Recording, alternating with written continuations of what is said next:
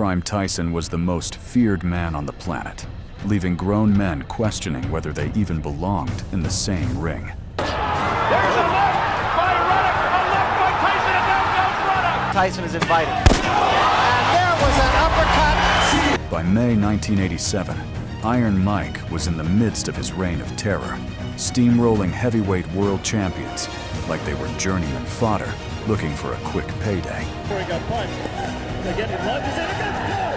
Bangs the body, wow, with that uppercut at Tyson. Catches him with a right left hook, and he goes down! Yet, standing in his path was a seasoned champion who refused to show respect, the slick, technically gifted Pink Lon Thomas.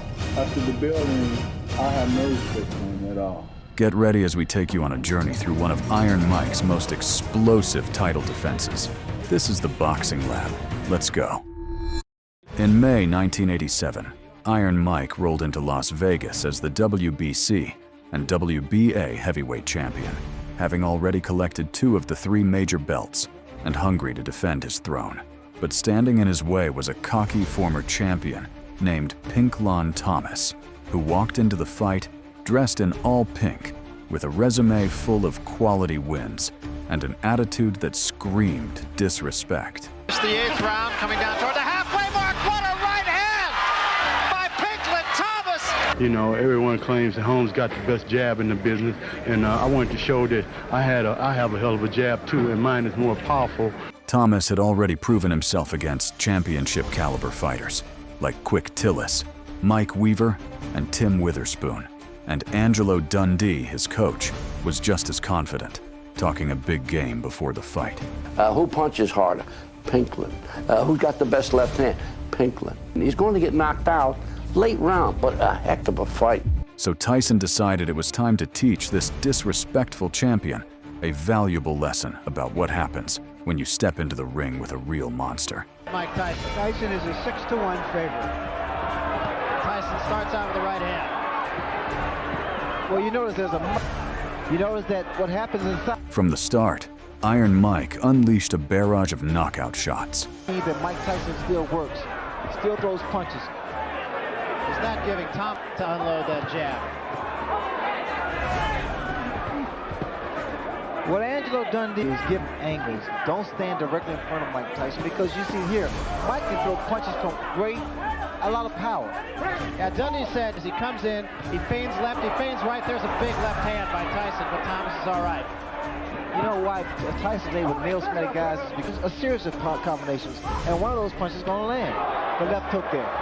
Beautiful. Let Thomas uncork the jab. He's on top of him before Thomas could let the jab. Well, I stated earlier, the key to this punch for Pinklon Thomas is the jab. He is man off balance. You see that it breaks your rhythm. The jab breaks the rhythm. Another big left hand. Thomas is hurt. Go to the body. And another left hand. Rarely do you see Tyson throw only one punch. People can't take too much upright, and all Tyson's doing is nailing. His legs are not rock solid at this moment either. Tyson inside. I think he has one of the most devastating uppercuts. The hands of Pinklon Thomas, especially our right hand, is starting to drop to his side. Thomas has a long way to go in this first round. There's the uppercut. And a big left hand right on the jaw of Pinklon Thomas. Thomas is in all kinds of trouble. Still 30 seconds to go in the round. It'll be all Thomas can do to get through this round.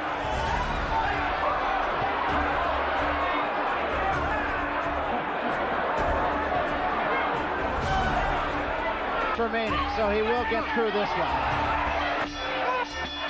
Brutal first round. There's a left hand plus a right. It was the left hand that was the hard punch. But Tyson kept coming, but Thomas kept coming right back. Well, Angelo has a tendency to get excited, because I can see that's one about to overreact. Thomas did make something happen. I'll set under the left eye of Thomas. There's another left hand by Tyson. Okay, set.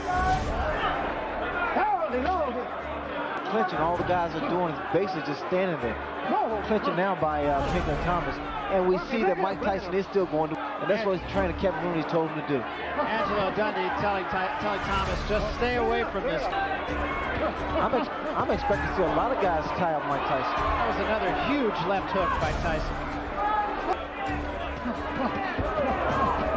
You see what happens with the left jab, though. The jabs you throw, the more Mike Tyson you're going to see. Thomas tried to fight back after the chaos of the first round. Well, what Pinklon needs to do is push his man off or either back away. I don't think he needs to be there. Not inside, not with the uppercut that Mike Tyson possesses. Of course. There's a left hook again.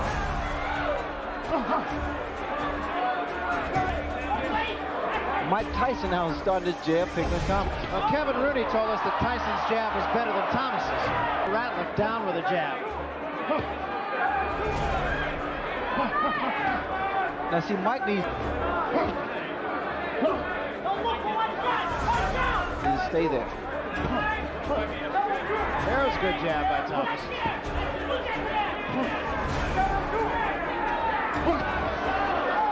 Counter punching right hand. The jab sets you up for the right hand. Trying to get Thomas to be the first one shooting the left hand. Below Dundee's instructions. Well, And there it is. He has to be first, Larry, because he has to stop that rhythm of Mike Tyson. And the other side of that saying that he's pushing his jab, that he's got to snap it more. Angelo wants a little bit more Thomas. Okay, bring it up, bring it up. Kevin Rooney is yelling from his corner to forward. Work that free hand.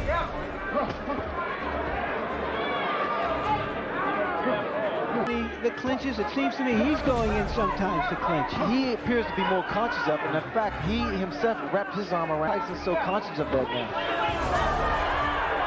But you see what happens, Barry, every time that Pinklon gives a little lateral movement, throws his jab, he's able to, as long as he stays in front of Mike, Mike's going to land punches. Mike is like he's perpetual motion. Swelling on both cheeks. Then watch the heads. Started to say swelling on both cheeks. There's a good jab again by Thomas. The jab. He's coming with the camera with the right hand also. So there might be a little cut above the left eye of Pinklon Thomas. I think that's where the blood is coming from. We'll see. Okay, bring it up. Come on, big, bring it up. Step up, step up, step up. Watch your head. Second only to that of Sonny Liston. I don't like him straight up. He comes upright, and that's in line with the left hook of Mike Tyson. I'm not sure that isn't cut over the left eye of Thomas. I think it's blood from 15 seconds remaining, round 3.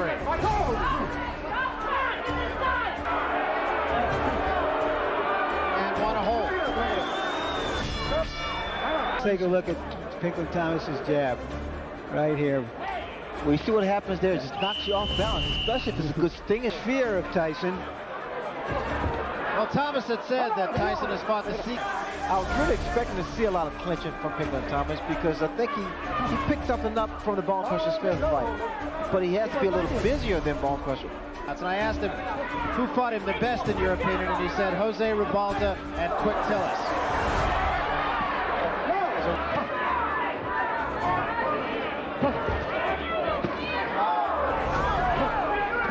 See, Angelo wants Pinklon to be first, and wants the same pace. He needs to pick his pace up a little bit, like he did just then. Mike Tyson retaliates with a few punches of his own.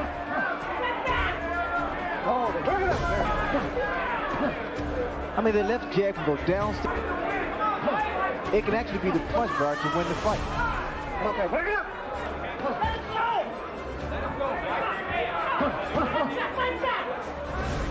Paul also said that the way that Mike Tyson holds his gloves close to his chin, he thinks he has the power to hit the gloves, and the gloves will actually hit himself.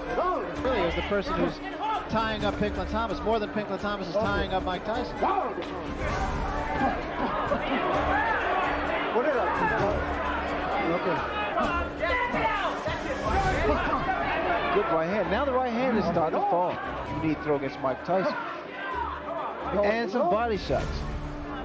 holding very slowly, Pinkley. And I think really started to confuse Mike Tyson a little bit, right? He scored with that uppercut. Pinkley Thomas, no question about it, has a great chin. Okay, but I don't think he wants to. Took a lot of punishment in the first round.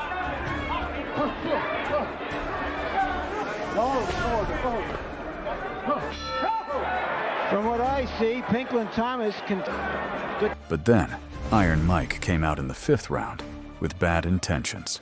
From Mike Tyson. And again, first that time with the right hand. And now the jab is effective. Thomas, not in a place you would think it would cause him a lot of trouble. Fighter become aware of being cut. I heard Thomas a couple rounds ago ask if he was cut. Well, if you have a good cut, man, just like that was a good right hand by, unless it really bothers you, the swelling. It keeps him off balance. And now Makes him reach. It's also starting to go to lead to keep anyone off balance. It'll make you reach in, the right hand will land. Pinkley Thomas really is almost starting to control the tempo of the fight. Tyson is on, and I've never seen that happen.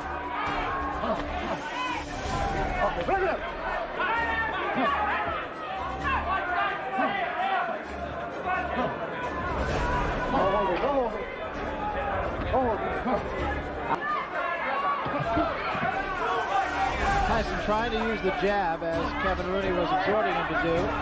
Little movement, little footwork. Carlos Padilla tells Tyson to watch the head. And Thomas again, impressive in this round.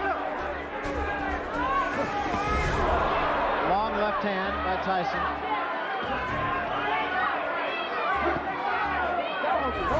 Against other opponents. And I think it's fair to say lesser opponents.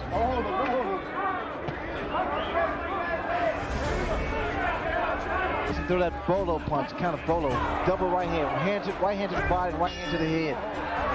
That's another. Now let's see what Tyson does here and why he's having so much problem. He was coming underneath Thomas to avoid the... He's starting to fight his fight and using the jab. And what actually he's doing, again, like I stated earlier, he's staying in the clinches, move away, spin the guy off. See, Angelo doesn't want Pinkley Thomas here, because man off, get back on his bicycle, but not move too much, and use the jab.